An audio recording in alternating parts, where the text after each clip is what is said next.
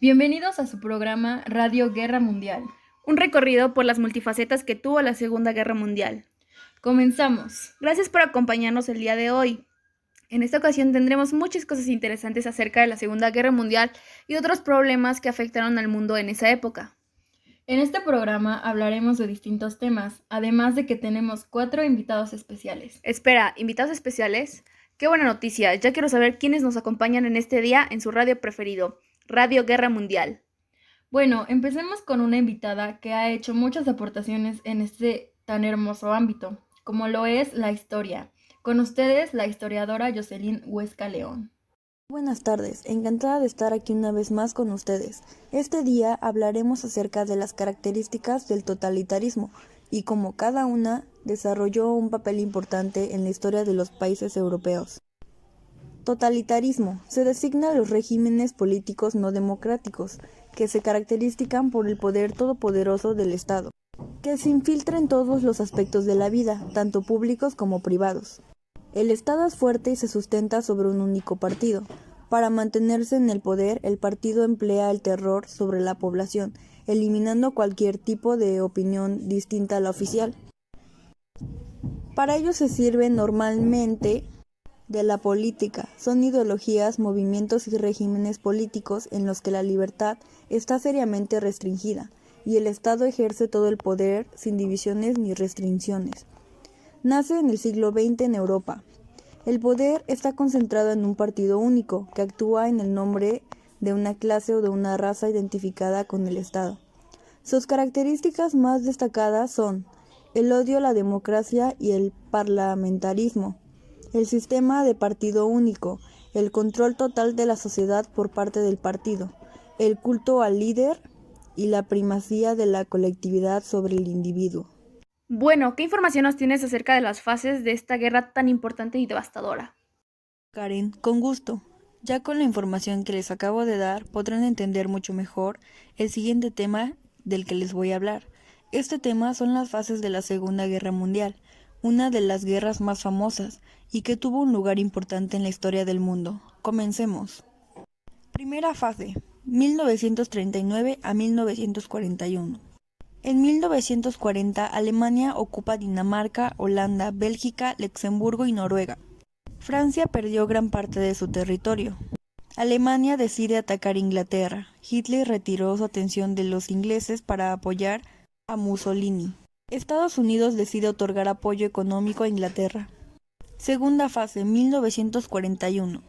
En junio, Alemania rompe el Tratado de No Agresión germano-soviético con la intención de que, al derrotar a los soviéticos, Japón dominara el Pacífico. Las fuerzas japonesas esperaban que Estados Unidos les declarara la guerra. El 7 de diciembre, aeronaves japonesas bombardearon la base militar más grande de Estados Unidos. Tercera fase, 1941 hacia 1942. Estados Unidos y sus aliados defendieron su estrategia en diciembre de 1941. Gran Bretaña solo tenía la capacidad de combatir en Europa. La Unión Soviética solicita apoyo para una contraofensiva. Hitler decide en 1942 invadir la URSS por el sur de Leningrado. El ejército estadounidense continúa la batalla contra Japón en el Pacífico. En julio de 1942, Mussolini es expulsado de Italia. El gobierno italiano inicia las negociaciones, concluyendo con la forma del armisticio. Cuarta fase, 1942-1944. En 1943, la guerra comenzó a inclinarse hacia el lado de unos aliados. Alemania sufrió una derrota en la batalla de Stalingrado. El ejército rojo detiene a los alemanes. Los soviéticos logran someter al ejército alemán y lo celebran con un desfile en Moscú. Oficiales y civiles alemanes deciden que la única forma de dar fin a la guerra es la eliminación de Hitler. Las tropas aliadas invaden Italia y los estadounidenses destruyen en flota japonesa en el Océano Pacífico. Quinta fase, 1944-1945. En diciembre de 1944, los alemanes lanzan nuevas ofensivas, pero la superioridad nos hizo fracasar. En febrero de 1941, en la ciudad de Yalta, se acabó una reunión entre el presidente de los Estados Unidos, Franklin Roosevelt, el primer ministro británico, Winston Churchill, y el máximo dirigente de la URSS, Joseph Stalin. Sexta fase, 1945. El ejército soviético logra apoderarse de Berlín el 2 de mayo. Hitler y sus colaboradores se suicidan. Los alemanes se rindieron en Italia, donde Mussolini fue fusilado.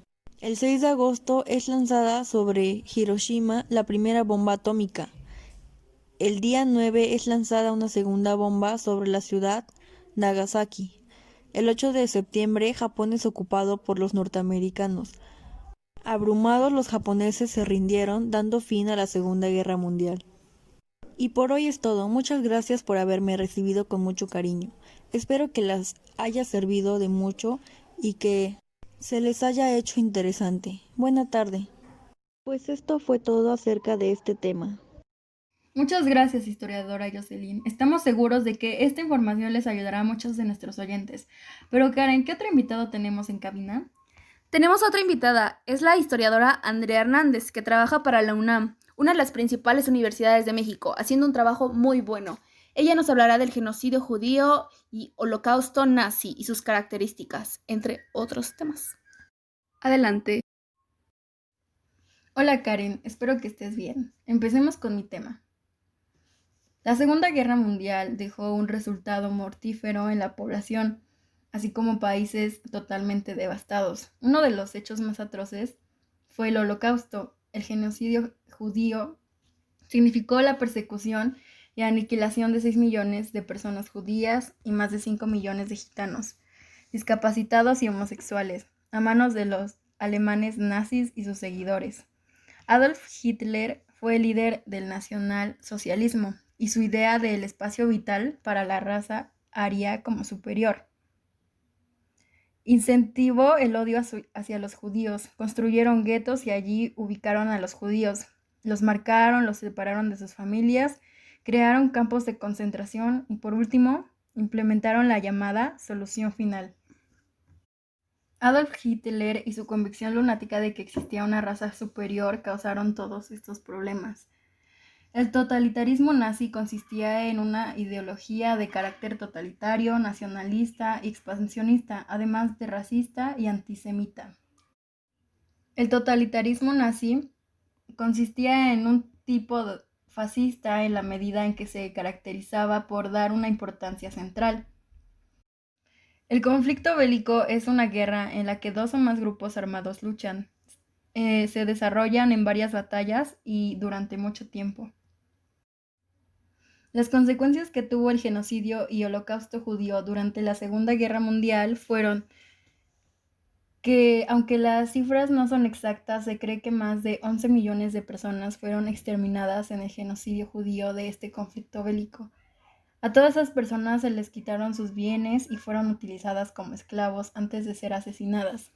Mataron una gran parte de la población judía, lo cual debilitó este movimiento religioso hasta el día de hoy.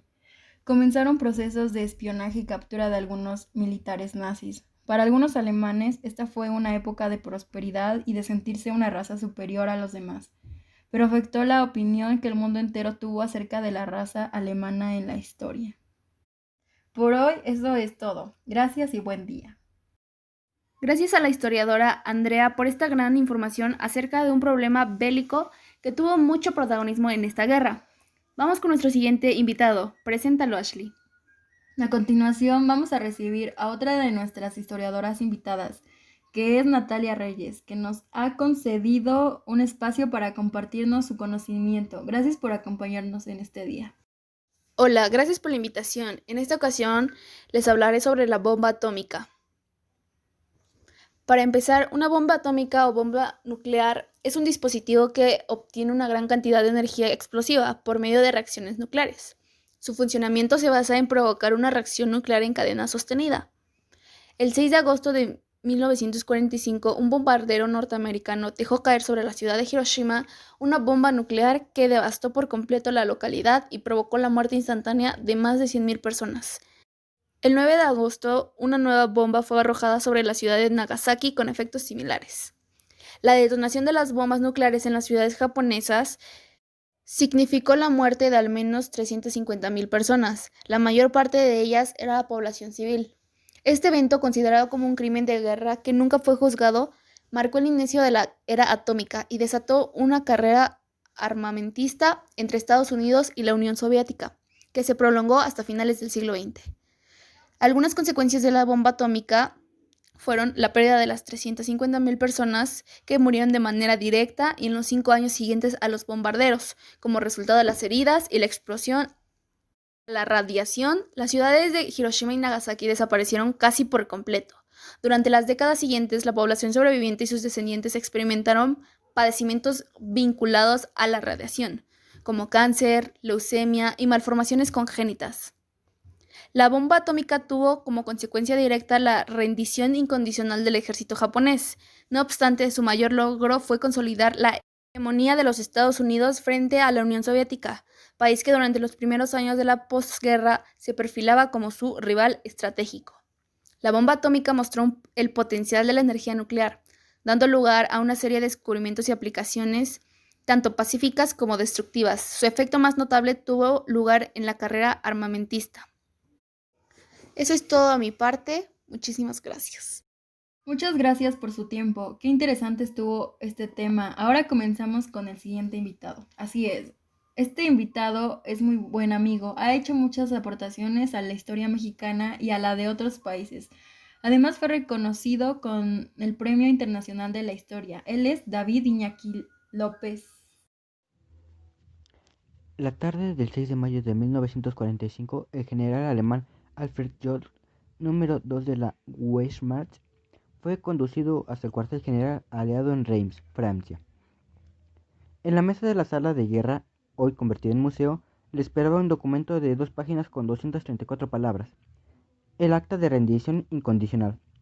A las 2:41 del día siguiente, Jodl, que meses después sería ahorcado tras los juicios de Nuremberg, estampó su firma. La guerra en Europa había terminado. Esta rendición, firmada ante el mandato aliado occidental, no fue bien recibida por Stalin, quien exigió que se refrendara en el cuartel general soviético en Karlsruhe, Berlín, también convertido en museo. El 8 de mayo de 1945, a las 23:01, la ceremonia se repitió. El mariscal Wilhelm Keitel, jefe de las Fuerzas Armadas, que también acabaría ahorcado, firmó una nueva capitulación ante las representantes de las 3 potencias aliadas, más Francia, a la que se permitió estar presente en el acto. Esta vez sí, la guerra en Europa había terminado. Ahora bien, ¿cuándo se acabó la guerra mundial? ¿El 8 de mayo o el 9 de mayo? Las celebraciones de la victoria estaban pensadas para el 9 de mayo, al día siguiente de la ratificación de la capitulación. De hecho, el general estadounidense Eisenhower había dado la orden de que los 17 periodistas que estuvieran presentes en la ceremonia no difundieran la noticia hasta la firma de Berlín.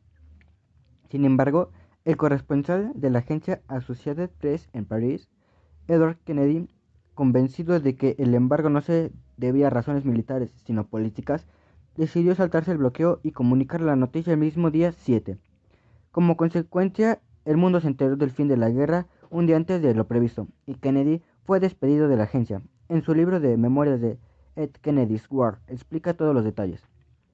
Las celebraciones espontáneas no se hicieron esperar. A medida que se difundía la noticia, miles de personas empezaron a salir de las calles de París y Londres.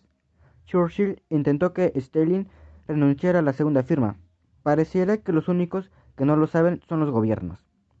Telegrafió a Moscú, pero el líder soviético se mantuvo firme. Finalmente acordaron que los aliados occidentales celebrarían el día de la victoria el 8 de mayo y la URSS al día siguiente. Por toda Gran Bretaña se organizaron bailes y banquetes, y se quemaron hogueras coronadas por la figura de Hitler. El 9 de mayo acabaría siendo la fecha oficial para las celebraciones del Día de la Victoria en Rusia y los países de la órbita soviética, aunque la mayoría lo adelantaron al 8 cuando se desintegró la URSS.